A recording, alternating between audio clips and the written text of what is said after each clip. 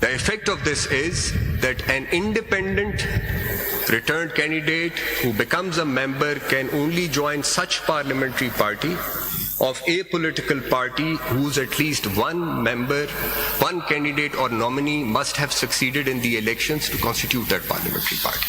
It's after the constitution of the parliamentary party. That is when he takes oath and becomes a member of the House. But at that point in time, the joining of that independent with that political party is entirely irrelevant for purposes of. मैं उसी पे ही बात रहा हूँ sir. Now when you're looking at It's entirely irrelevant. now my proceedings. Now let me proceed with my submissions here. Prior to all of this. I just now want to make a submission. इधर ही सवाल आ जाता है ना, इसमें जरा clear कर दें, because I couldn't find the provision. How does a party become a parliamentary party? Which provision governs that? My lord, parliamentary party is not defined in the constitution. 63A is a provision which deals with parliamentary party, and clause 2 is the clause which explains what will be a parliamentary party, and that's about it. I mean, in the rules of business of the parliament or wherever, I mean, how do we, what's the act? I mean, when does it become a parliamentary party? When they take oath? No. It flows from here. So anyone who has returned as a candidate or nominee on a political party's ticket will become a member of parliamentary party of that party, or will constitute a parliamentary party of that The party. minute he takes oath. And when an independent wants to join a parliamentary party, he has to join such parliamentary party. In other words, independents cannot form a parliamentary party. There can't be any independent parliamentary bloc. दोबारा पढ़ लेना, दोबारा अगर उसको पढ़ लें, having been elected as a candidate or nominee of a political party, वो फिर हम उसमें चले जाएंगे 66 में सर्टिफिकेट पे. Yes, मैं आपको ला रहा हूँ. Affiliation certificate वाला बंदा.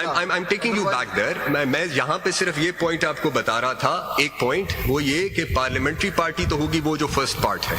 इंडिपेंडेंट ने इसी पार्लियामेंट्री पार्टी को ज्वाइन करना है जिसका कोई कैंडिडेट या नॉमिनी जीत के आया हो. Now we go back to clause paragraph D, proviso paragraph D. Sorry, here is something new for me. The political party automatically transforms into, if let's rephrase it, if there are some elected people of a political party in the National Assembly, they don't have to do anything, they automatically transform into a parliament party. Is this correct? Yes. So the political party inside the parliament is referred to as the Parliamentary party of that political party, and the independents. Why the two distinctions? Why can't we just stick with political party?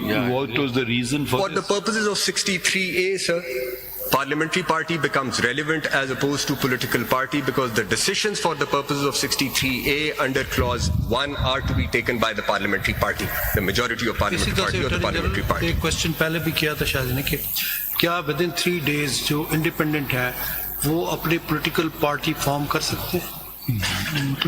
My lord, theoretically speaking, I am now talking about a political party, not parliamentary party. Yes, they could, but that political party will not become a parliamentary party for the purpose of 63A, because for the independent, they will remain independents for the purposes of 63A. Same as your position about SIC. What would be the effect? I'm coming back. The example that has just been given, what would be the effect on paragraph D? Now, that's where the submission comes now. जी, अब मैं उस पे आ रहा हूँ. Relating to different उस पे आ रहा हूँ कि things altogether. Ji. Now, if we look at paragraph, the proviso to paragraph D in isolation, to say that an independent returned candidate can join any political party regardless of whether it has won any seat or not,